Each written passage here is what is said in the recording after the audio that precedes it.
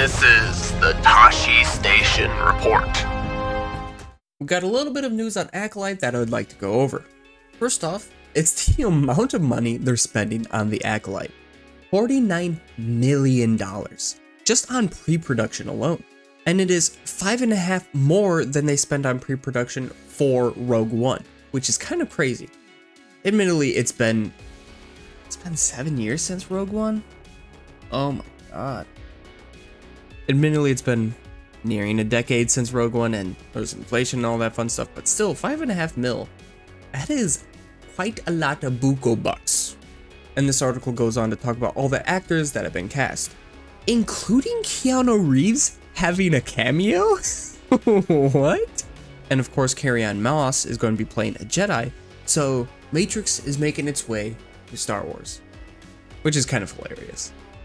But it'll be interesting to see what role Keanu Reeves plays in his cameo, because if I see him, I'm just gonna be like, that's Keanu Reeves. That's not some person in the Star Wars universe. That's just Keanu Reeves.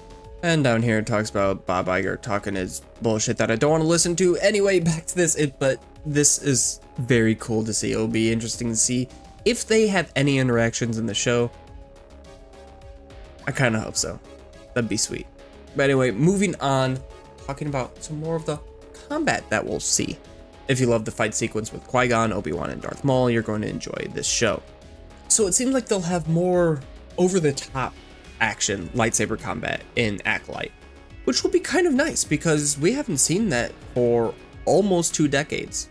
Because the sequel trilogy and everything we've seen since Disney took over hasn't been as flashy, which has been nice because it's more grounded in a way. All the flips and spins and stuff like that isn't realistic in a real battle, but then people can be like, oh, they're using the Force to make the moves make sense, but that's a whole different story. It'll just be awesome to see badass combat. I just hope the stunt coordinator pulls lots of really cool stuff we haven't seen before.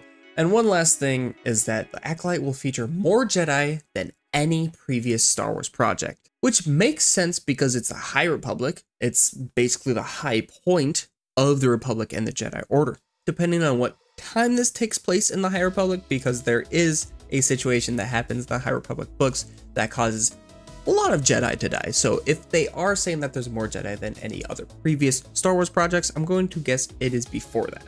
But I could be wrong because we do see a good amount of Jedi in the prequel trilogy, but we only focus on a certain few. Because like in this picture right here, there's how many? There's 13 Jedi and Padme. So 15 Jedi on screen, and it'll be the most that we've seen on screen. Well, but this says in the overall project, so maybe it's not just talked about on screen. But that'll be interesting to see. Thank you for watching. Check out any of my other videos that I've been putting out, maybe even the other one that I'm wearing the same outfit. Weird. Take care, and may the Force be with you. Excuse you, cat. I'm trying to do my outro. May the Force be with you.